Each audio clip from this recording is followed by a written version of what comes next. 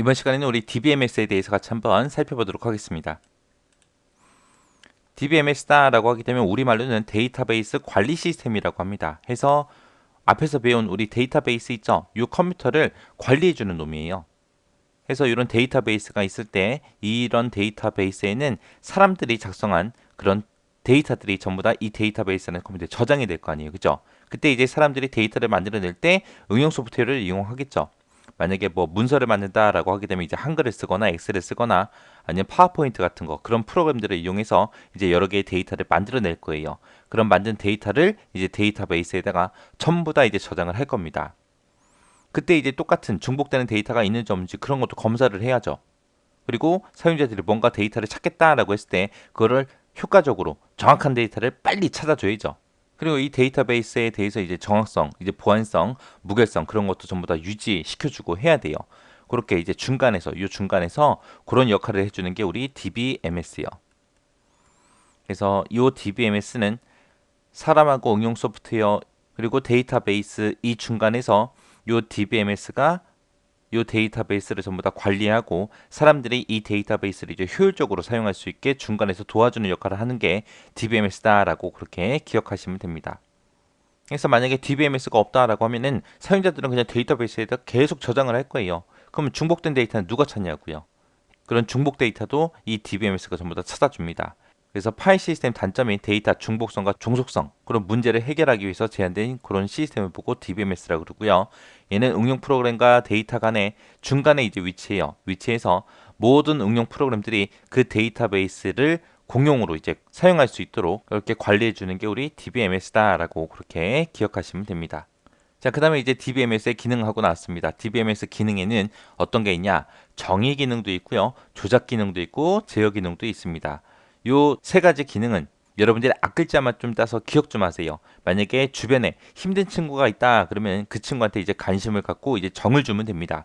해서 쟤한테 정을 줘라 해서 쟤정줘 쟤한테 정줘 쟤한테 정을 줘라 그렇게 기억 좀 하시기 바랍니다. 해서 정의 기능이 뭐냐? 데이터베이스라는 컴퓨터에 이제 파일이 저장될 때 그 데이터의 타입이나 구조 같은 것들 그런 것들을 정의하거나 아니면 데이터를 이용하는 방식 있죠. 그런 것들을 정의해 놓은 걸 보고 우리가 정의 기능이라고 합니다. 조작이다 그러면 이제 실제로 그거를 사용하는 거예요. 그 데이터베이스에 들어있는 데이터를 검색하거나 갱신하거나 삽입 삭제 이런 것들을 체계적으로 처리하기 위한 그런 접근 수단 그런 것들을 정의해 놓은 게 우리 조작이고요. 제어다라고 하게 되면 이제 통제하는 거죠. 그래서 데이터의 정확성과 보안성을 유지하기 위해서 무결성이다, 보안이다, 권한 검사다, 병행 제어다 이런 기능들을 정의한 걸 보고 우리가 제어라고 합니다. 그래서 정의가 뭐다, 조작이 뭐다, 제어가 뭐다 그 정도 여러분들은 구분을 할 줄 알아야 됩니다. 해서 DBMS의 기능에는 재정조하고 세 가지가 있어요. 이 세 가지 또 뒤에 가면 또 나올 거예요. 그러니까 재정조 정확하게 기억하고 지나가셔야 돼요. 그 다음에 이제 DBMS의 종류가 나왔습니다. DBMS다라고 하게 되면 얘는 프로그램이에요. 우리가 데이터베이스라는 컴퓨터가 따로 있다 그랬죠. 얘는 한 대의 컴퓨터고요. 이 컴퓨터, 이 데이터베이스라는 컴퓨터를 사용자들이 이제 사용을 할 거 아니에요. 이 사용자랑 이 중간에서 사용자가 데이터베이스라는 컴퓨터를 보다 쉽고 보다 편리하게 효율적으로 사용할 수 있게 그렇게 도와주는 게 DBMS라는 그 프로그램이에요. 얘는 이제 데이터베이스가 어떤 형태, 어떤 구조로 생겼냐에 따라서 이제 이렇게 여러 가지로 나눠집니다. 첫 번째 게 이제 계층형 데이터베이스라는 게 있고, 두 번째 게 이제 네트워크형 데이터베이스, 그 다음에 이제 세 번째 게 관계형 데이터베이스, 그 다음에 객체 지향형 데이터베이스, 객체 관계형 데이터베이스하고 각각의 데이터베이스 구조 형태에 따라서 이렇게 여러 가지로 나눠집니다. 이 중에서 여러분들이 꼭 기억하셔야 되는 게 얘예요. 관계형 데이터베이스요. 관계형 데이터베이스를 우리가 제일 많이 실질적으로 많이 사용해요. 그래서 얘가 주로 시험 문제 제일 많이 나옵니다. 이 관계 데이터베이스 종류에는 이런 것들이 있다라고 여러분들이 정확하게 이것만 기억하시면 됩니다. 우리 문서를 작성하는 프로그램에도 보면 종류가 되게 많죠. 한글과 컴퓨터에서 만든 한컴 오피스라는 것도 있고요. 그 다음에 MS사에서 만든 MS 워드 그것도 있고 그 다음에 우리 윈도우에서 제공해주는 워드패드라는 것도 있고요. 그리고 후문적음도 있고 여러 가지가 있습니다. 그런 것처럼 우리 관계형 데이터베이스 종류에도 이렇게 여러 가지가 있어요. 어느 회사에서 만들었냐 거기에 따라서 이렇게 여러 가지가 있습니다. DBase2라는 것도 있고요.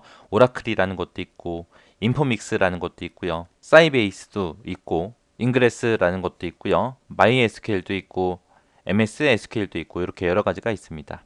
이렇게 해서 관계형 데이터베이스에 어떤 게 있는지 이 종류만 정확하게 기억하시면 돼요. 종류가 많다 보니까 관계형 데이터베이스 관리 시스템이 아닌 거 찾아라. 그렇게 섞어서 많이 나오거든요. 그래서 관계형 데이터베이스가 주로 시험 문제 제일 많이 나오니까 얘는 꼭 숙지하시고 지나가시기 바랍니다.